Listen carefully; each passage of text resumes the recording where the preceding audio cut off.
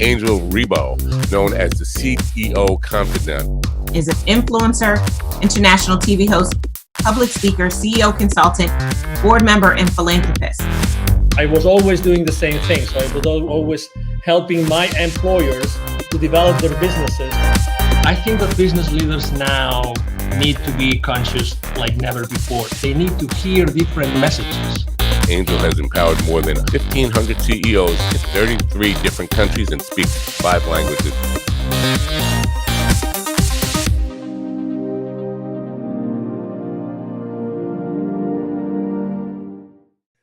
Hello, everybody. This is Angel 𝚌𝚘𝚘𝚘, the CEO Confidant, and also in Latin America known as the co-founder and president of the Wisdom for Kids Foundation. We are here again today with Neville Joffe, who is the author of this incredible book called The Baker's Dozen Rules of Highly Successful Business Operators. Neville Joffe, also known as one of the most relevant executive educators in the Americas today. How are you doing, Neville? Wonderful, Angel. Thank you. Good to see you. Good to see you. So, we're going to talk about, chapter 8 of your most recent book, which is actually the title of chapter 8 is Finding Hidden Pockets of Profit. So it couldn't be more relevant for today's what's going on in the economy, right? So it's having to do more with less. So how have you typically seen that corporations can find, those hidden pockets of profit? Angel, what worked a year or 2 or 3 ago, 2 or 3 years ago, rather, it might have been a good decision then. It doesn't mean it's a good decision now. And I believe it's incumbent upon people to keep reevaluating process and resources. And there's so much waste. And I think that one of the good thing, if you will, for the want of a better word, given this COVID situation today, one of the good things that has come about is people, because resources are now becoming scarce, money in particular, and customers and so on, a lot of companies are now looking at redundancies. And there was never a better time to do this, to reassess process. And there are so many redundancies in the market today, in businesses today, that want us to reassess, do we really need X, Y, and Z? Do you think that, by the way, I forgot to say something before, which is, Neville has helped more than, 20,000, has trained more than 20,000 business operators and executives in large companies in the world, like Bombardier, like Campbell Soup, like Hallmark Cards. So, according to your experience, Neville, how easy it is to find those hidden pockets of profit in corporations today? Angel, it's very simple, but it's not easy. Okay. There's a lot of emotion involved. And in my experience, one of the good practices that I support and I recommend to clients is to do what I call the test of deprivation. Okay, what is that? People need to take a look at processes and ask themselves, what would happen if this process didn't happen?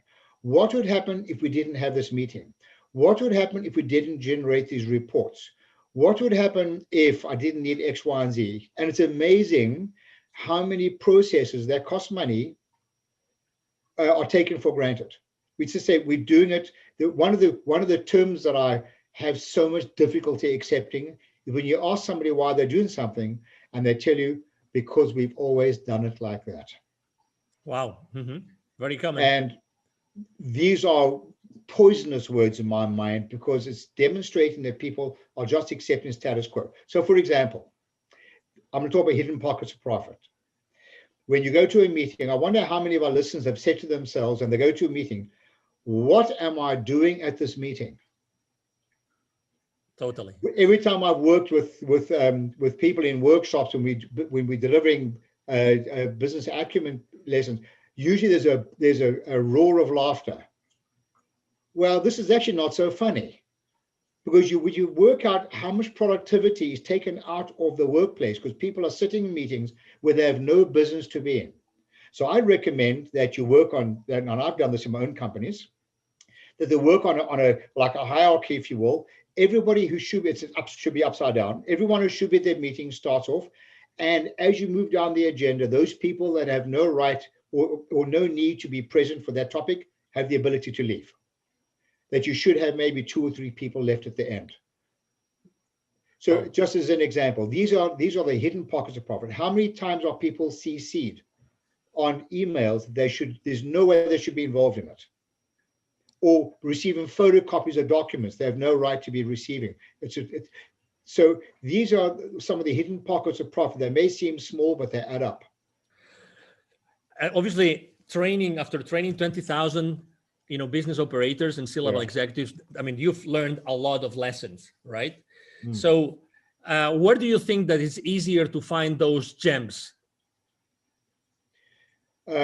Angel, on the top corner of my screen, you'll see the framework of what we do. We're in business to drive sustainable profits and cash flow. That's why investors invest in a business, whether you're a privately owned company, a venture capital owned company, publicly traded company, you're in business to drive sustainable profits and cash flow. But we also want to hold our people accountable for what they do. But it's not reasonable to hold them accountable if we don't engage them and educate them. It is therefore incumbent upon managers, leaders, etc. in organizations to engage the employees in the process and to have a completely open and transparent environment and talk about these redundancies. Find a way of incentivizing people to find these redundancies and get rid of them. Because we're carrying so much fat in organizations unnecessarily, regardless whether we're making a profit or not. These types of redundancies need to be examined all the time, but you can only do that through engagement.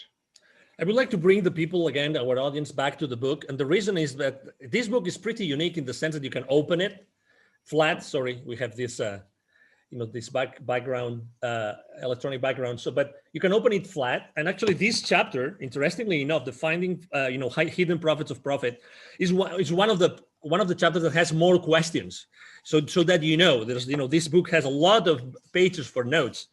And probably the reason is that there are so many sources of potential, redundancies and places in the organization right now to find these hidden pockets of profit. Does it make sense at all, Neville? Yeah, I designed this book, Angel. I try and keep things efficient. I don't waste words unnecessarily. People are busy. They haven't got time to read a lot of nonsense and repetitive stuff. I have a philosophy, just, say what you need to say and get on with it. So the book is made up of an introductory part, which just creates context to the topic, such as don't do the wrong thing more efficiently, don't evaluate numbers in isolation, the word so what, just do as you say you're going to do. There's context. Then there's a bunch of questions to really get the reader to do a deep dive into some of these questions they should be sharing or asking their colleagues, employees, whatever. And there's places for notes. And the whole idea here is not about the answers, it's about the questions people should be asking. Exactly. Neville, I would like to ask you also, this is your latest book, and what does this book represent? Because you have written many books, including textbooks for colleges. What does this book represent in your career? This, for me, Angel, is a legacy. As you can see, I'm only 50 years old, plus a lot of tax. This is part of a legacy for me. Over the years, people are like, I have an old-fashioned humor, and people often say to me, Neville, you really need to write down some of your Nevilisms, as they've called them, some of these expressions. So I decided, after being in business for more than 40 years, and 25 of which has been in education, I decided to write down these Nevilisms and in the form of a book to bring value to others. I wrote this book to be read, and I want people to read it because I have a strong belief, a passionate belief, that not all, but there's a lot of golden nuggets in here that will literally change the economic lives of the readers. Excellent. If people would like to reach out to you, Neville, what's the best way to connect? Just email me. I love a good chat, in case you didn't notice. It's Neville, Neville, @bizwisdom, bizwisdom.com. Excellent. Well, thank you for being with us today, Neville. It's been a pleasure. You're very welcome, Angel. The pleasure was mine. Thank you again, and thank you everybody watching us today. Thank you for being here with us at the CEO Confident TV. It's been a pleasure to have you. I'm sure that you have enjoyed this conversation as much as we have. Hope to see you soon in our next show. Thank you very much. Bye-bye. Thanks. Bye now.